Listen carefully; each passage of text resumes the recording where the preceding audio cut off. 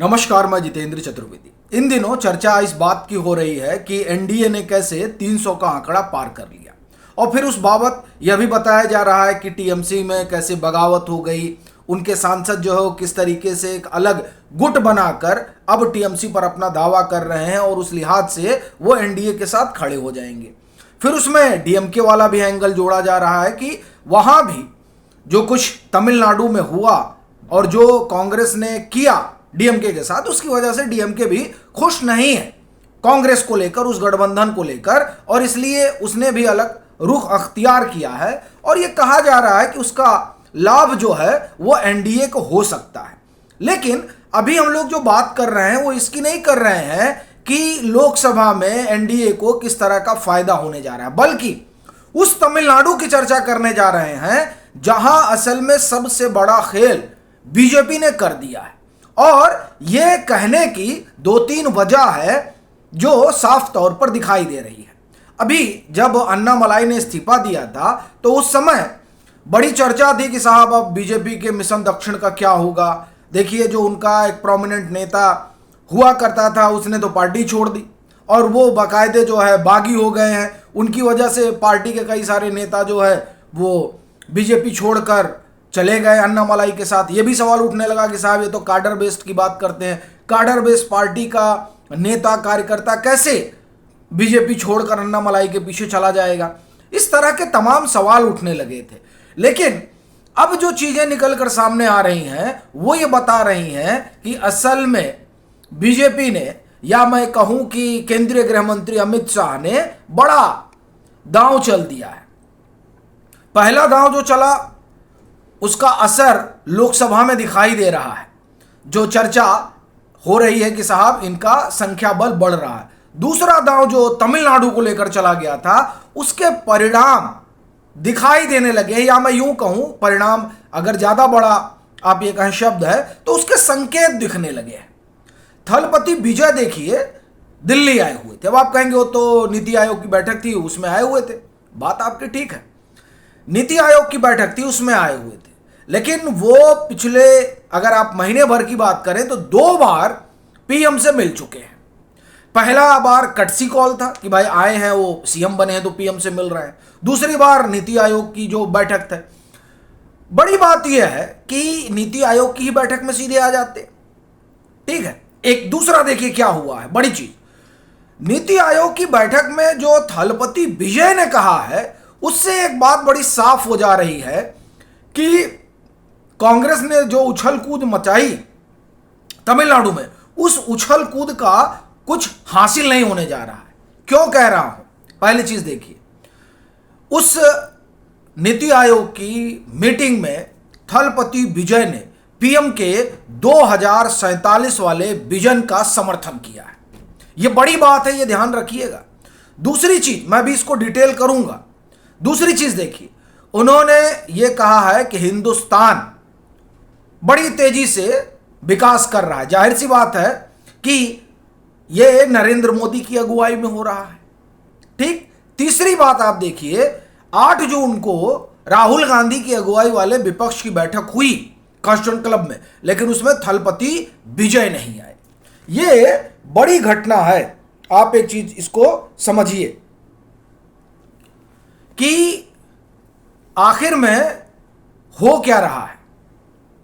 यह सवाल मैं इसलिए उठा रहा हूं क्योंकि यही भारत की अर्थव्यवस्था है जिसको लेकर राहुल गांधी क्या कहते थे कि यह डेड हो चुकी है, पहली बात। दूसरी बात, उन्होंने कहा कि आर्थिक सुनामी आने वाली है, और इन दोनों के जरिए, इन दोनों बयानों के जरिए राहुल गांधी प्रधानमंत्री नरेंद्र मोदी के 2047 के विजन को खारिज करते रहे हैं।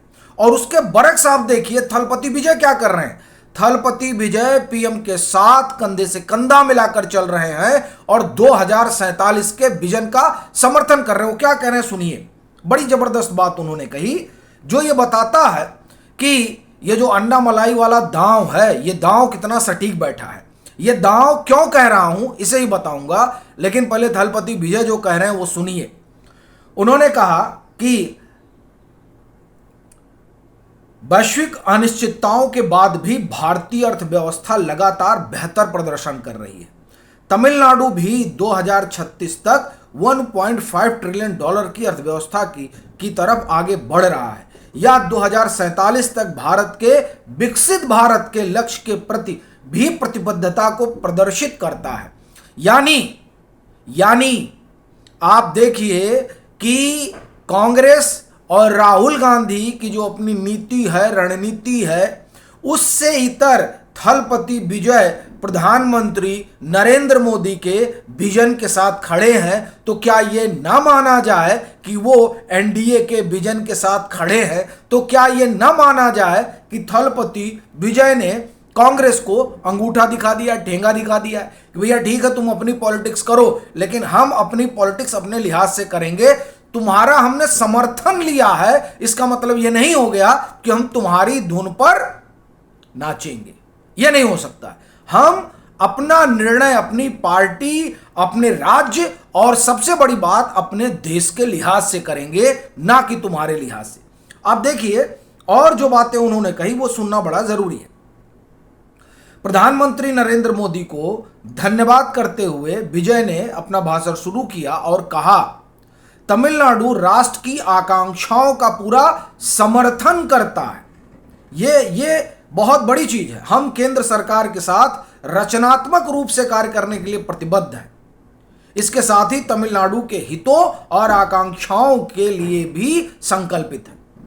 इसका मतलब यह हुआ कि थलपति विजय ने बड़ा स्पष्ट कर दिया कि वो जो डीएमके वाली पॉलिटिक्स थी वो पॉलिटिक्स वो नहीं करेंगे, पहली बात। दूसरी बात, ये जो रेवंत रेड्डी पॉलिटिक्स कर रहे हैं, यानी जो कांग्रेस कर रही है, उस तरह की वो पॉलिटिक्स नहीं करेंगे। वो पॉलिटिक्स करेंगे आपसी सामंजस्य के जरिए देश और अपने राज्य को आगे बढ़ाने की।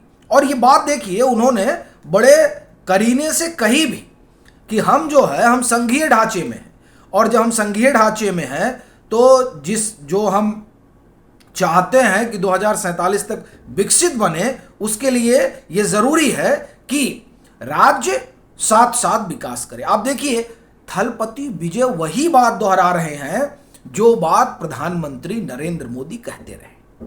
इसका मतलब यह हो गया कि तमिलनाडु में जो ताना बाना बुना गया था, वो ताना बाना बड़ा सटीक बैठा होगा। कौन सा ताना बाना बुना गया था? देखिए, ये मैं शुरू दिन से मानता हूं कि अन्नामलाई का बीजेपी से बाहर जाना बीजेपी की एक सियासी, आप ये कहें कि दांव है। क्योंकि अन्नामलाई जैसे ही बाहर जाएंगे, यानी वो अलग पार्टी बना रहे हैं, बीजेपी का एक बड़ा कार्यकर्ता वर्ग जो है, एक बड़े कई नेता, कई आप कहें कि कार्यकर्ता चले गए अन्नामलाई के साथ। क्यों चले गए? अन्नामलाई इस्तीफा देते हैं केंद्रीय गृह मंत्री अमित शाह, बीएल संतोष से हुई मीटिंग के बाद। वो पीएम के प्रशंसक हैं और पीएम अन्नामलाई के प्रशंसक हैं। इन सब परिस्थितियों में जब वो इस्तीफा दे रहे हैं तो जाहिर सी बात है, वहां की जो 2,38,00,000 युवाओं की आबादी है, जो 18 साल से 40 साल के आयु वर्ग में आती है, उन युवाओं को अपने पक्ष लामबंद करने की है। और जब वो ऐसे युवाओं को अपने पक्ष लामबंद करने के लिए बाहर निकल रहे हैं और राष्ट्रवाद की धारा और तमिल जो संस्कृति है उस पहचान के साथ, तो ये सीधे तौर पर पॉलिटिकली अगर किसी को चोट पहुंचाता है तो वो डीएमके है, अगर किसी को पॉलिटिकली चोट पहुंचाता है तो वो थलपति विजय है। देखिए, थलपति विजय की जो सरकार बनी उसमें युवाओं की बड़ी भूमिका रही, और डीएमके जो गई उसमें भी युवाओं की बड़ी भूमिका रही। इन दोनों ही चीजों को आप एक तरह से कहें कि देखते हुए अन्नामलाई चूंकि एक युवा आइकॉन तमिलनाडु में बन चुके, और जो नतीजे आए उन नतीजों को समझने के बाद बीजेपी बड़ी साफ हो गई कि हमें दरअसल ये एक तरफ बैठकर एक ऐसा वहां पर सेंटर पॉइंट खड़ा करना है जिसके जरिए हम ये जो युवा हैं उनको अपनी तरफ लाएं। और ये बार बार इसलिए कह रहा हूं क्योंकि बावजूद इसके कि प्रधानमंत्री नरेंद्र मोदी की लोकप्रियता है, बावजूद इसके कि प्रधानमंत्री नरेंद्र मोदी की तमिलनाडु में फॉलोइंग है, बावजूद इसके कि बीजेपी का वहां आधार बढ़ा, लेकिन फिर भी बीजेपी को एक विकल्प के तौर पर तमिलनाडु अभी भी नहीं देख पा रहा है, वहां के लोग नहीं देख पा रहे हैं। वो अभी भी अपनी माटी और थाती का ही चाहते हैं कि हमारा नेता हो। इस लिहाज से आप देखिए कि वो तमाम दुश्वारियों के बाद भी, भले वो डीएमके से नाराज रहे हो या ये डीएमके से नाराज रहे हो, लेकिन उन्होंने बीजेपी को नहीं चुना।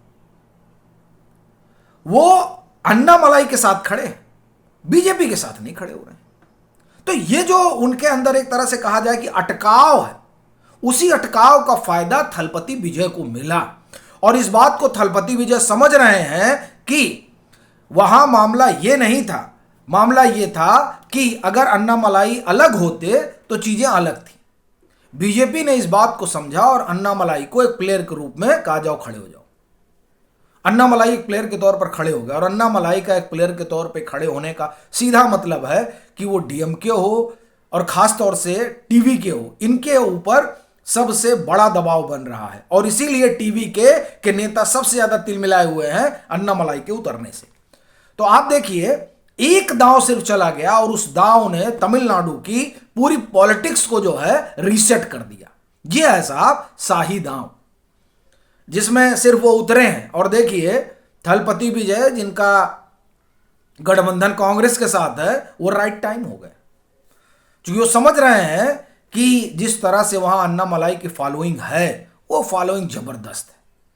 आप देखिए, कोई नेता महज 24 घंटे में जो है उनके 15 लाख 20 लाख उनके मूवमेंट के फॉलोअर हो जाते हैं, मामूली बात नहीं।